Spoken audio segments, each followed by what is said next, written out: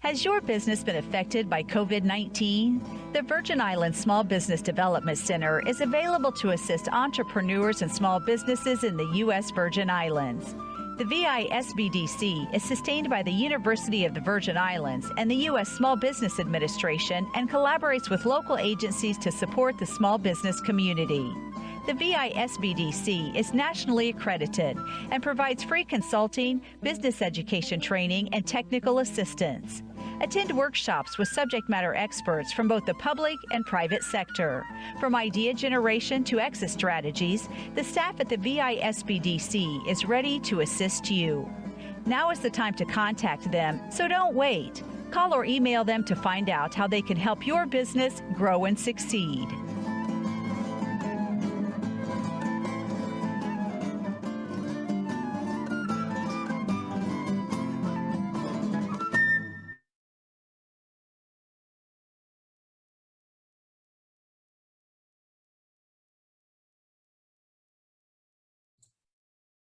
Good morning, everyone, and welcome. We have collaborated with the Virgin Islands Bureau of Internal Revenue to present this basic tax filing webinar for farmers, fishers, and other small businesses in the USVI. Allow me to introduce today's team leader, the Chief of Audit, Ms. Cranston. Just a friendly reminder to put your questions in the chat, and they will be addressed by the presenting team either in the chat or later during the question and answer segment. A copy of today's presentation will be received upon email request to info@visbdc.org, and links to the forms discussed will be accessible directly from the chat. Ms. Cranston, without further ado, I pass the floor over to you. Good morning, everyone, and thank you for joining us today.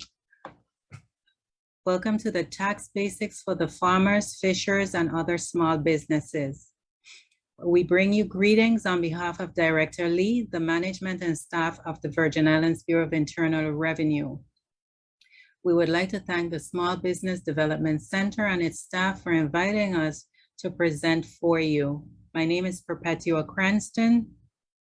I am the current Chief of Audit, and with me today are my Assistant Chief, Mr. Clifford Charleswell, who is stationed on the island of St. Thomas, Ms. Sharon Carr, who is the Chief of Delinquent Accounts and Returns Branch, and she's stationed on St. Croix, and Mr. Glenn Hodge, who is the Supervisor of Excise, and he's stationed on St. Thomas.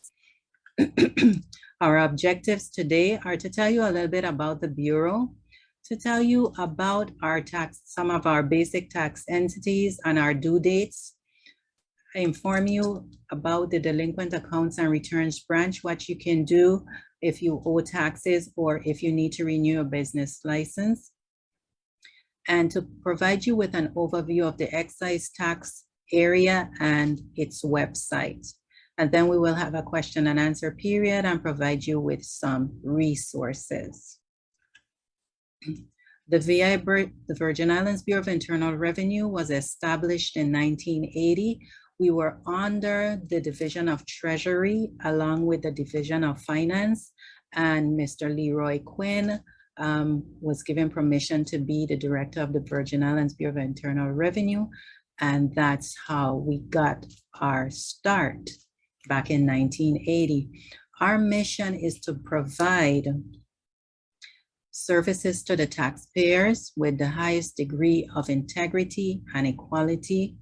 We also use the Mirror Code, which means that any rules that apply to the to the United States Internal Revenue Code also applies here, and we also administer local taxes as well.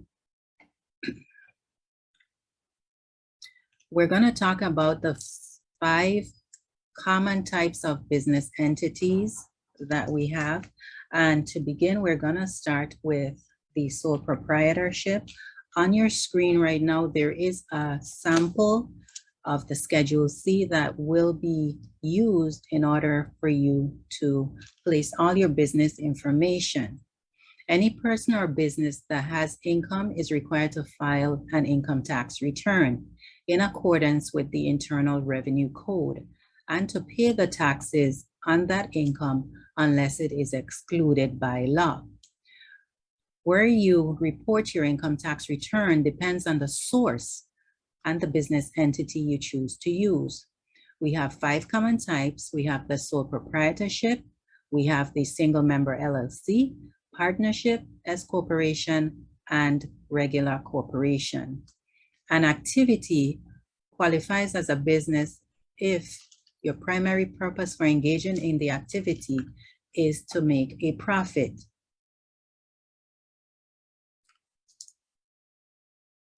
And you were involved in the activity on a continuous and regular basis.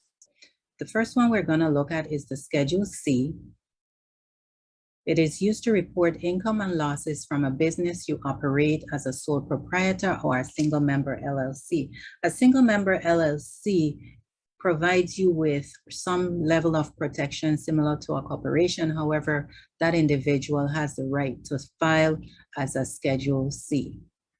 Business owners report their income as gross income on the upper portion, up in part 1 of the document. And you usually get your income from sales to customers, sales of services. If somebody pays you an account, sometimes you barter, etc. So all that type of information or monies that are gathered are part of your gross receipts and reported in that area. Business owners report their tax deductible expenses in part 2, such as advertising, car and truck, commissions and fees, and many more expenses that are listed in part 2. The one thing you do need to keep in mind is that your business expenses have to be ordinary and necessary. The Schedule F is similar to the Schedule C. The only difference is that this is used by farmers, anybody selling livestock, produce, grain, or any other products that you raise or you bought for resale that has to do with the agricultural business. This includes our top portion, again, is for your income, and your income includes any money or the fair market value of any property and services you receive. Sometimes our farmers may trade, I have tomatoes, you have cabbages, and we exchange them. So the value of those exchanges are also considered income. You report as well your ordinary and necessary business expenses that are attributed to the sale of your livestock, your produce, grain, or other products that you raised or you bought for resale. These schedules, our Schedule C and our Schedule Fs, are filed with the income tax return on the 1040, which is usually due on April 15th. However, this year, our tax returns are due April 19th. The partnership and the S corporation returns are called flow-through entities. The name flow-through is because the information that it is contained on both tax returns are rolled up into a K1 and are presented onto your 1040 in the necessary lines. So our partnerships will find a 1065 on March the 15th with a K1 attached, showing all income and expenses, deductions, and credits for the partnership. Each partner is required to report his or her portion of this income, expense, deduction, and credit on what is called a K1. They'll get that from the corporation or the partnership, which would then be passed on to the income tax return on either your Schedule A, Schedule B, Schedule D, or Schedule E, wherever is applicable. Here's the S corporation. The form is similar to the other forms. On the top portion, you have your income portion. On the middle portion, you have your deductions. And then on the third portion, we have our calculations. Corporations file either an 1120C or an 1120F or any other form, and also an 1120S. They are considered a separate entity from the shareholder. Shareholders receive dividends and distributions, which are reported on their 1040 income tax return. Corporations pay a tax based on their taxable income and are subject to the 10% surcharge in the Virgin Islands. You also pay a fee to the Lieutenant Governor's office. Our S corporations are due on March the 15th, and our 1120C, which is our regular corporations, are due on April 15th. But of course, this year will be April 19th. So that brings us to record keeping, which is the main crux of every business. All entrepreneurs, etc., needs to keep valid records. You've got to track your income. Some people use QuickBooks, some people use the Dome accounting book, some individuals use a notebook, but you do have to track your income and expenses on a daily basis. That information is then given to your accountant, and your accountant rolls it up into documents that are turned into the Bureau of Internal Revenue. I am going to turn over the presentation to Mr. Clifford Charleswell in order for him to share some of the general tax information and deadlines with you. Charleswell? Good morning, everyone. My name is Clifford Charleswell. I'm the Assistant Chief of the Audit Division. I'm located on the island of St. Thomas. And in this upcoming seminar here, I'm going to enlighten you about the business taxes and the exemptions. Next. The Farmers, Fisher, and Consumer Act of 1977 and the 90% exemption. The employee versus contractor basis. Self-employment and its taxes, and common employer taxes and due dates. Next.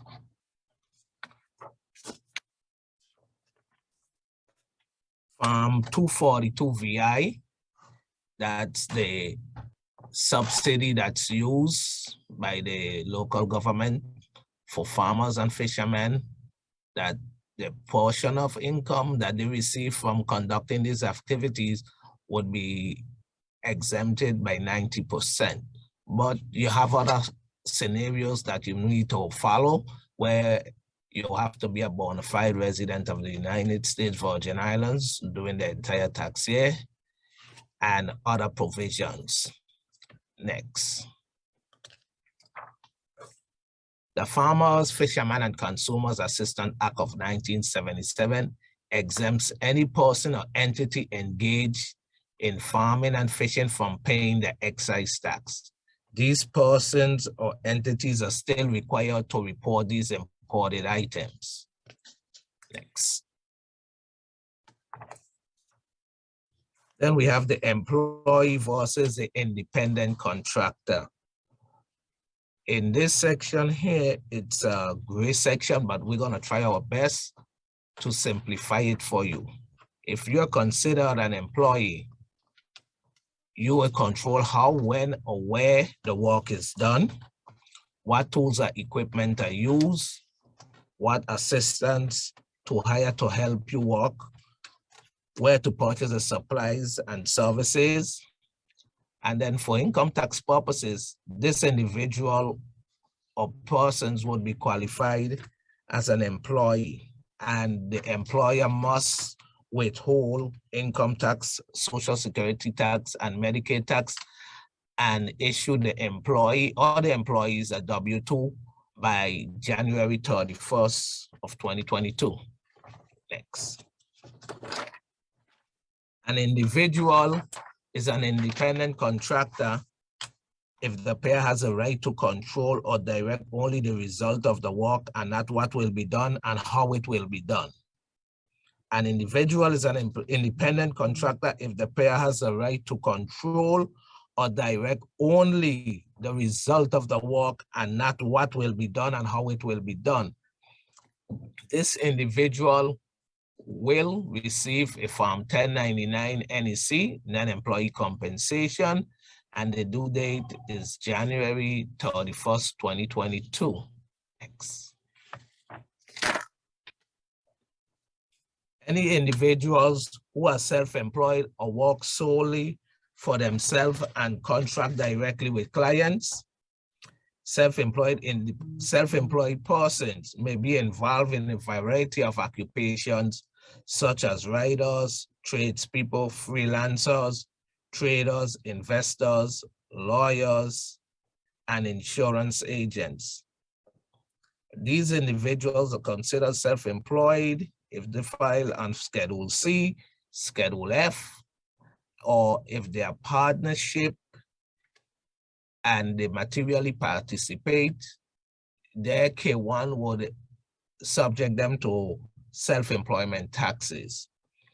Self-employed income may not be subject to income tax withholding. So those who are self-employed are responsible for paying their taxes. Now, if you were self-employed and you want to pay taxes, it would be done through a 1040 ES where you estimate payments every quarter and you pay to the VIBIR of Internal Revenue. Next. Where to file Form 1040 SS. If you are enclosing a payment, send your Form 1040 SS to the Internal Revenue Service, PO Box 1303, Charlotte, North Carolina, 2801-1303. If you are not enclosing a payment, send your 1040 SS to the Department of the Treasury, the Internal Revenue Service in Austin, Texas, 733-01-0215. Do not remit this payment to the Bureau of Internal Revenue. You will receive 1/2 deduction of the total self-employment tax once you has paid it to the Internal Revenue Service. Next. Self-employed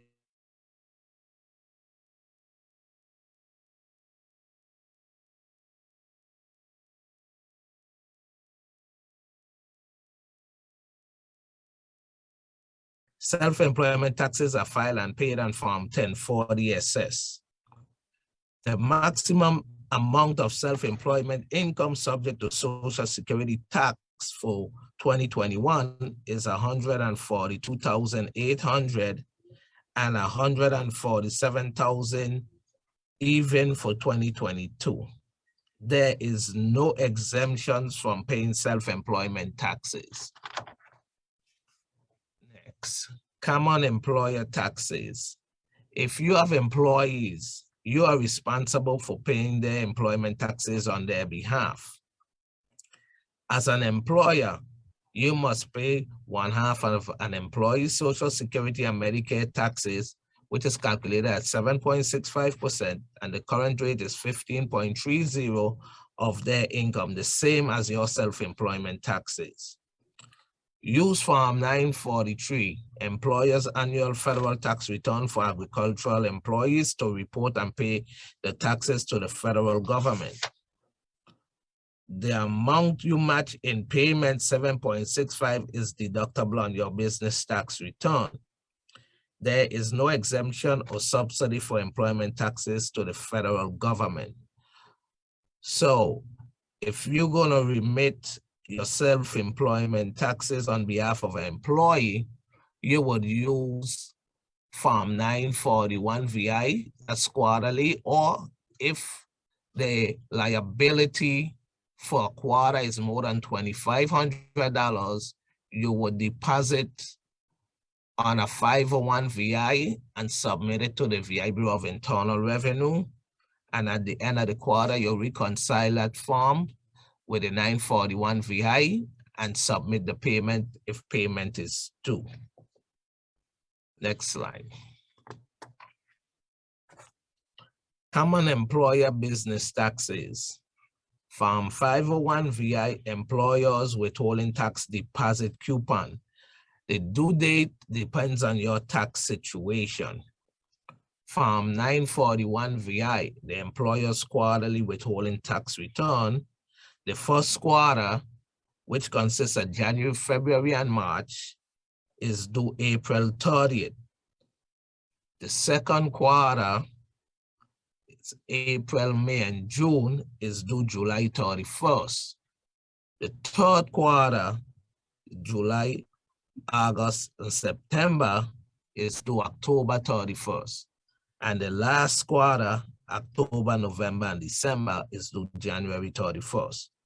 941 SS Employers Quarterly Federal Tax Return.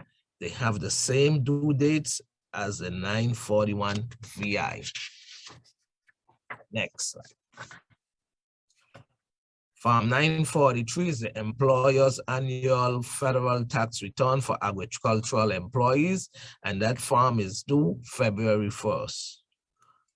Gross receipts, 720 VI, or they are due within 30 days, 30 calendar days following the last day of the calendar month. The gross receipts is breaking down into two categories. Any businesses or individual that gross more than $225,000 are required to file monthly and are not allowed a $9,000 exemption. Gross receipts in the 720B category is for employers, businesses, or individuals who has income of less than $225,000. They are entitled to take the $9,000 a month exemption and pay on the difference by January 30th of the following year concerned. Next. We have the 722 VI, the hotel room taxes. Guests pay hotel room tax of 12.5%. Examples are the Airbnb, let's say Sapphire Hotel, Bolongo Bay, or Kings Alley, etc.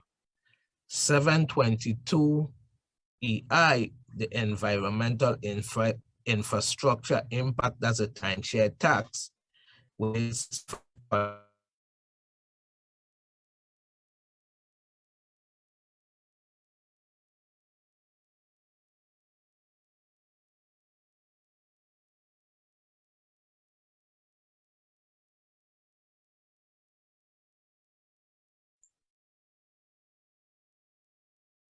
All right, so let me continue where Mr. Charleswell left off until he comes back on. He spoke of the environmental infrastructure impact tax. That's a timeshare tax. So anyone that has a timeshare and the person's, it's $25 per night when the unit is occupied by the timeshare owner or user. That tax is usually due on the 30th day of the following month.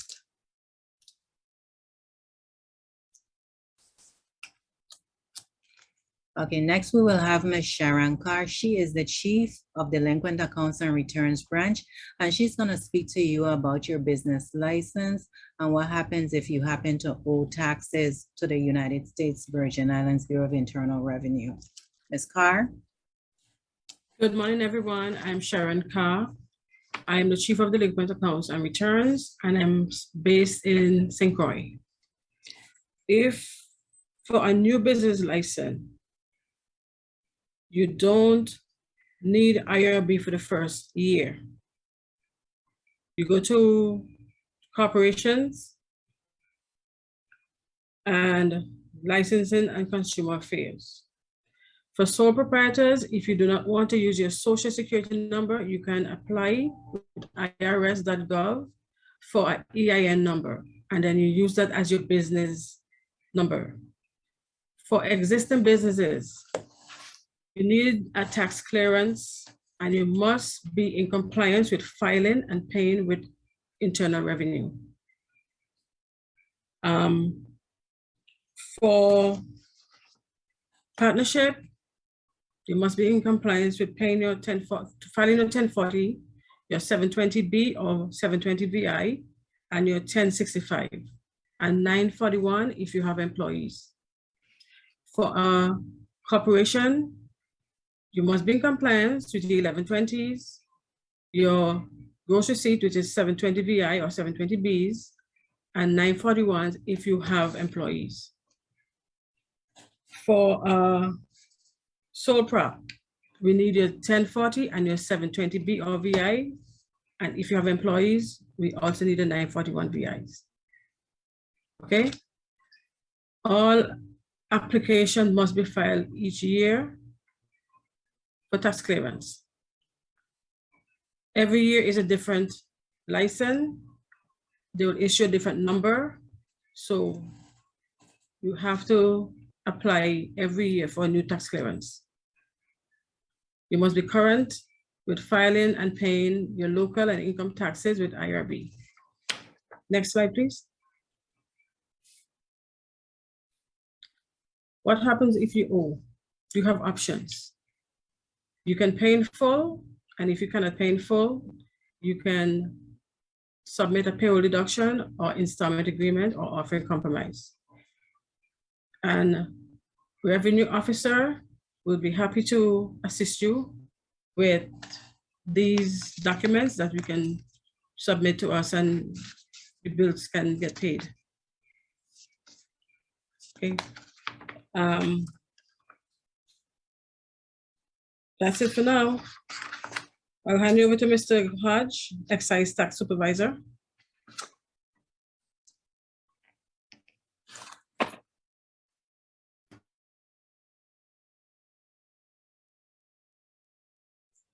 Mr. Hodge and Mr. Charleswell are in the St. Thomas office, and seems like they're having some technical difficulties. So I'm going to go ahead and try my best to go through Mr. Hodge's excise tax presentation. Anyone that is doing business in the Virgin Islands, except if you're exempt at one point in time or another, will have to pay excise taxes. So the title that controls the excise tax is Title 33, the Virgin Islands Code, Section 42, where it says that manufacturers are required to pay excise taxes on goods manufactured in the Virgin Islands unless otherwise exempted. This is the fairly new and adapted rules of the Excise Tax Division. There is no excise tax on goods manufactured in the VI which are sold to purchasers who take delivery and actual possession outside of the Virgin Islands. What is a manufactured good? It is the transformation of goods or wares, physical or chemical, by manual labor or machinery into a new product. Say, for example, you have all the parts that are necessary to make jewelry, and you then manufacture the jewelry, then that is called a transformation of goods or wares. Manufacturing activities are those that are described in the North American Industrial Classification System Code under the section of the United States Code 11, 31, 32, and 33. If you need more information regarding these codes, please visit the website that we have. And do remember, if you do wish, you can get a copy of the presentation, and so you will have a copy of the website. Our tax rates, the excise tax rates on locally manufactured goods and imported goods are the same. The rates can be found in our Virgin Islands Code, Title 33, Section 42A, or what you can also do is call the Excise Tax Office at either the Niski Center or on St. Croix at the down there by the airport. Imported goods to be used in manufacturing. If you need information, that is, you would have to submit your information on the excise tax website. And we do have the excise tax website here listed. Excise taxes are on imported raw materials to be used in manufacturing will be deferred until the time of the sale of the manufactured products. So if you need more information, our website is also available and the rules are also there. We also have a container tax here in the Virgin Islands, and the tax is the tax deferral granted for importation of raw materials used in the manufacturing process is not applicable for the container tax, meaning that we all pay the container tax once we're in business and we bring in the container. The container tax is due at the time of the importation. These numbers, item numbers for the goods imported to be used in the manufacturing. So these are the different types of categories. For example, the M33 refers to raw material used in the production of tobacco and cigarettes, or M56 is the raw material used in the construction business and for screens, cabinets, etc. So when you go on the website and you're filling out your form, these numbering systems will be used depending on the items that you're bringing into the Virgin Islands. We have an example here of one of the excise tax raw material. I believe this is a bill of lading, and see where we have it circled in yellow. The category there is M56. So this is what your form looks like. Excise tax. Filing form 721 VI, that is our excise tax form for goods manufactured in the Virgin Islands. The excise tax is applicable in the month the item is sold. The tax is calculated on a 5% markup of the manufacturing cost multiplied by the applicable tax rate. All manufacturers, including those with EDC benefits, are required to file 721 VI along with the manufacturing cost worksheet, which is form 721 VI MKS, 30 days after the close of the month concerned. We have the instructions for the form, and this is just for your benefit. So when you receive a copy of the presentation, you have the instructions that would walk you through line by line what you need to do. And we have the additional page of instructions for your benefits. We do not have, if you have no sales activity, for instance, where there is no sales activity of locally manufactured goods for the month, Form 720 VI must still be filed using code M00 in the item number field. What are our rates if you're paying late? So if you're paying late, we have a penalty of 5% per month up to 25%. The interest is for late filing and or paying is 1% per month until paid. This is a copy or an example of our 721 Virgin Islands MKS worksheet.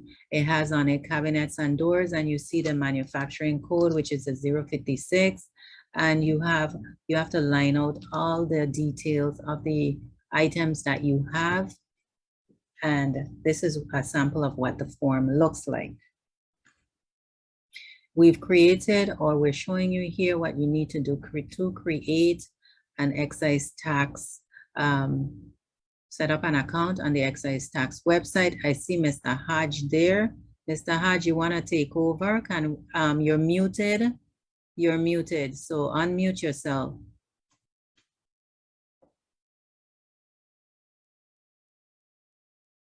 Okay, so you're still muted.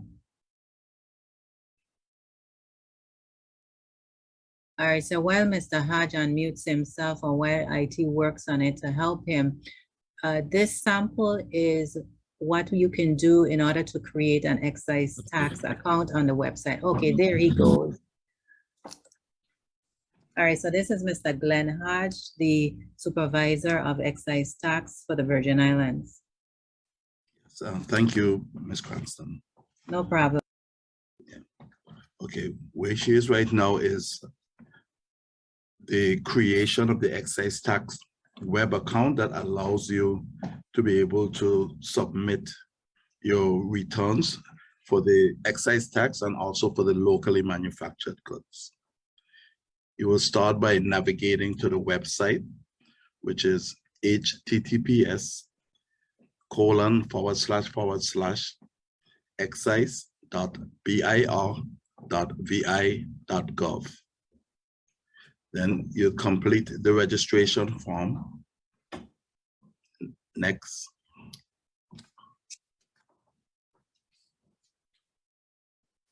You'll be required to establish a password. Once it meets the required threshold, then you're done and you're in a position where you'll be able to commence using our system. Next.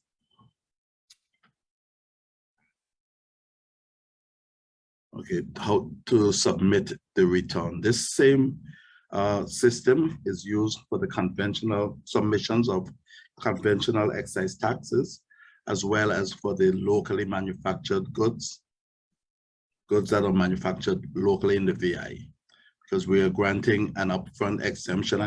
I don't know if you spoke in regards to the upfront exemption that is granted when the raw materials are being imported. So you will submit, you again navigate, to submit, you'll navigate to the same excise.bir.vi.gov. You'll enter your account information, which you established in the previous slides. Next. Then you will click 721, new 721, the little green tab on the top. And this will allow you to be able to start entering the information that is required to report the excise tax for the locally manufactured goods. Next.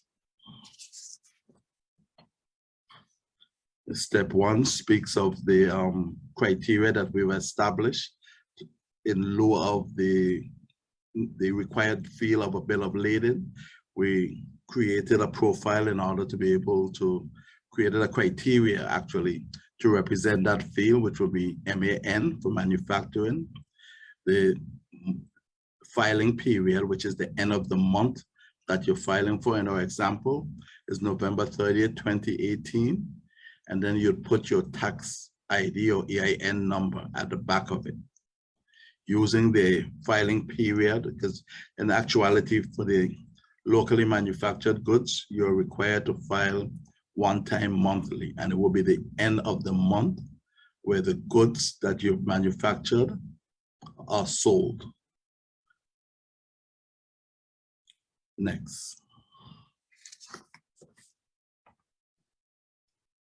Step 2 requires you to use the last day of the month as your invoice number and also the date of the invoice. Step 3 requires you to upload supporting documents, which will be the sales invoices for all the goods that were sold in that particular month. Next.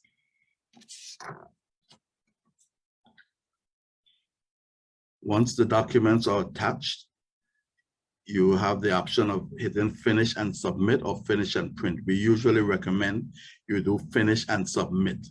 So if you print it before the staff have an opportunity to review it, approve it, then you'll be just getting it without the actual proof of payment. So once it's submitted, the Excise Tax Division reviews it, validates it, then they would approve it. When it's approved, you are in a position where you can use our web portal to pay using a Visa or MasterCard. Next. This is an image of the excise and container tax return that the system would generate once it's paid. It wouldn't have draft written on it. Rather, in the bottom right corner would have the stamp indicating that it has been paid. It would actually say approved for release. Next. Okay, this is the contact information for the Bureau and also references the director and the deputy director of the Bureau. That's it. And ends my submission. All right, so as promised, we do have a resource page. So most of the information that we spoke about today, you can find it online. We have our website, which is https:// bir.vi.gov. We also have our excise tax website, which is etax@irb.gov.vi. Some of the other resources we use were the Internal Revenue Code. We spoke about Title 7, Chapter 13 of the Virgin Islands Code, and the publications that we use from IRS that we find very useful for first-time business owners or continuing business owners. Publication 80, which is the Federal Tax Guide for Employers. It has due dates in it. It has rules in it. It tells you how much the limitations are for whatever you're paying and when you need to file and pay those returns. Pub 225, which is the Farmer's Tax Guide, is very good. It talks about the farming industry, the agricultural industry. It gives you pointers about income and expenses and where they should go on the tax return. In some cases, they even give you record keeping advice. And that moves us into publication 334, which is the tax guide for small business, and publication 583, which is starting a business and keeping your records. The key to any business for any entrepreneur or even an experienced business person is keeping your records and keeping them in such an order that it is easy and advantageous for your tax preparer to roll those numbers up at the end of the month so that you can have an idea as to how good your business is doing, or you can see where improvements need to be done. You know, you use them for your financial statements at the end of the month and at the end of the year. And sometimes if you're going to the bank to get a loan, or even the Small Business Administration to get a loan, even your PPE loans, you know, some of those items were very handy, I'm sure, in order to help you to know where your business was, where you're going, and what you need to do. And the last one on the list is publication 1040. If you're going to attempt to do your taxes yourself, this is the instructions that goes along with the 1040 that you're going to be filing come April 19th of 2022. And with this, we'll open the floor for questions from the audience.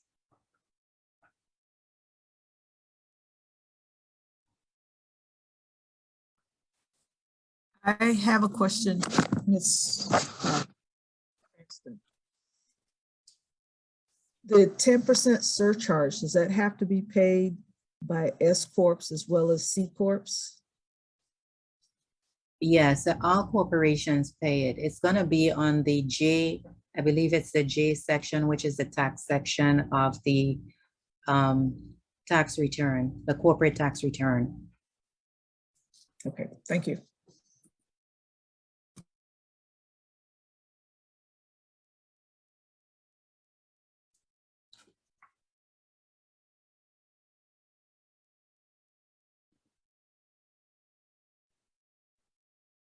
So if we have no more questions and there are no questions in the chat, Ms. Industrious, are there any questions in the chat?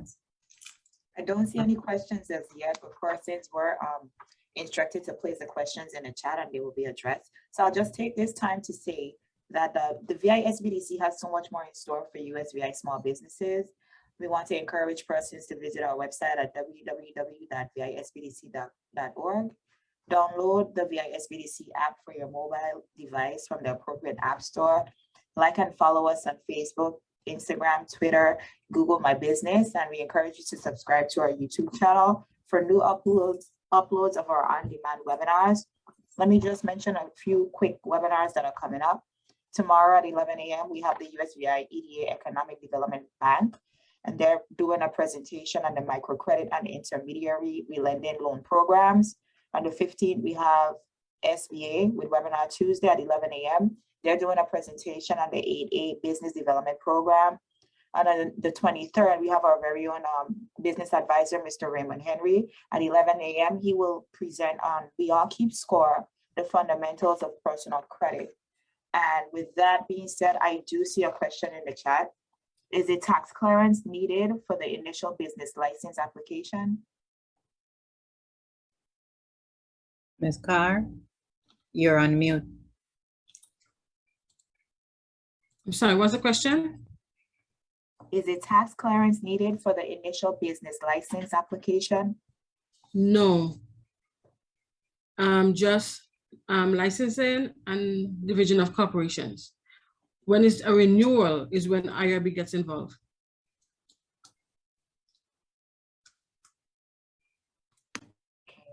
Thank you. I don't see any more questions at this time.